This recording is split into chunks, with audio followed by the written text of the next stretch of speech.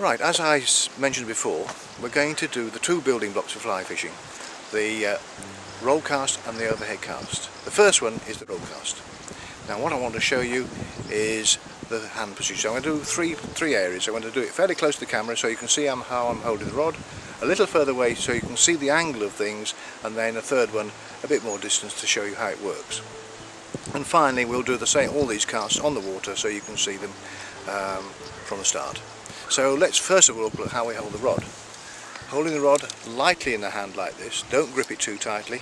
The rod is an extension of your arm. All you need to do to make this roll cast is to point the rod straight up in the sky like that, so that the line comes off your right shoulder and your thumb is off your right eyebrow. This is if you're right-handed. Please reverse this if you're left-handed. Having done so, all you need to do is drive this hand forward to a quick stop like that, and the line will go out on the water. Now I'm going to do this a little further away so you can see it a bit easier. Just start again. And the first thing you do is lift the rod up. The line will come sliding in towards you, off your right eyebrow like this. Nice and high. All we need to do is drive this hand forward to a firm stop at 11 o'clock.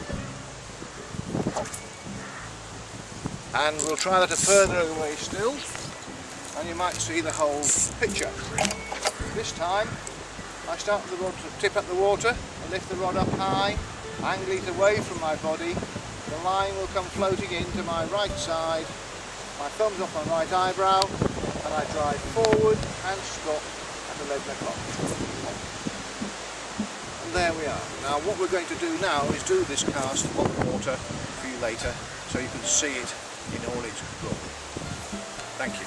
Now, the next cast is the overhead cast we were talking about. Same grip as we had before. And what I need to do here is to hold the rod gently in my hand, again an extension of my arm, and what we do here is we do exactly the same lift, but we accelerate this thumb here to my right eyebrow. And I like to say to people, it's a zip cast. You accelerate to a speedy stop at 12 o'clock. Zip, pause and tap forward. Now you've probably got that wrist movement there. Stop, stop. I do not use my wrist in this cast. The biggest fault with this cast is that and that. And as you can see, the line gets tangled behind you. I'm going to move further away so you can see a bit more of that cast as I put it together. Start with the line straight at the water, rod tip at the water, lift the line, start the line moving, accelerate to the firm stop and tap forward. There we are going, zip and tap. And that's all it is. It's a basic overhead cast. A bit further away still, you might see a bit more. Again, you notice where I start my rod tip down by the water, in this case the grass. Lift, accelerate, zip and tap. And that, ladies and gentlemen, is the easiest cast you'll ever make, and I can assure you it's the best one you'll ever use to catch fish with. Thank you very much. We're going to move down to the water now. Come with me down to the water and we'll do them down here. Right, here we are down on the riverside. This is a roll cast.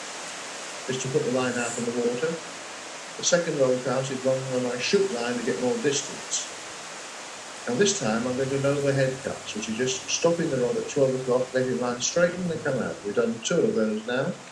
And the third one I'm going to shoot some line on. As you see, the line just shot out across the water out of my hand. There's. Now, I'm turning round, that's a snap C, to turn the line round, so I'm going to cast downstream now. And this is an overhead cast over my left shoulder. This is what you do if the wind was blowing onto your right shoulder. These are both all overhead casts. That's one off the straight line casting. And here's another one changing direction. Now we'll come to the roll cast again. You see the D-loop behind the rod there. Here's another one again, and D-loop off your left shoulder. These are all for safety casts, so that the line doesn't come anywhere near you and you don't get a flea in your ear. Now I'm moving on now to another roll cast, and I'm shooting line on this roll to get more distance. And you can use this cast very effectively on little rivers like this, get in underneath bushes. Again, it's coming off my left shoulder, now coming off the side to get underneath this far bank there. Again, cutting it across, and that's where we stop for the time being. This is how you shouldn't be doing. Overcast stop, backwards and forwards, very hard. Near the line swooshing, not good at all. I tell you what, if you did this a lot, you'd be fed up with fishing by lunchtime. It's so much easier to get that rod to work for you as the first few shots show you. Here's the roll cast, a nice gentle cast. Again, this one is an actually accelerated roll cast where the line comes back a bit quicker. Now the overhead cast again. We've done a couple of those.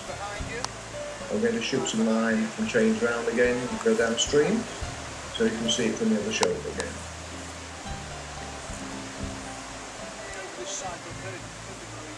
You're bringing the line off the side, that's what I'm saying. I'm bringing it over my left shoulder to keep the fly well away from me.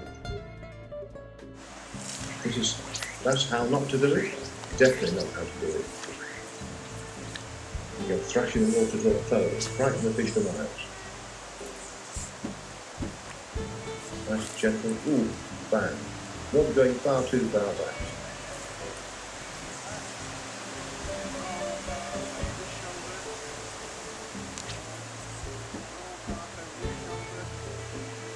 Over the roll cast again up by the shoulder.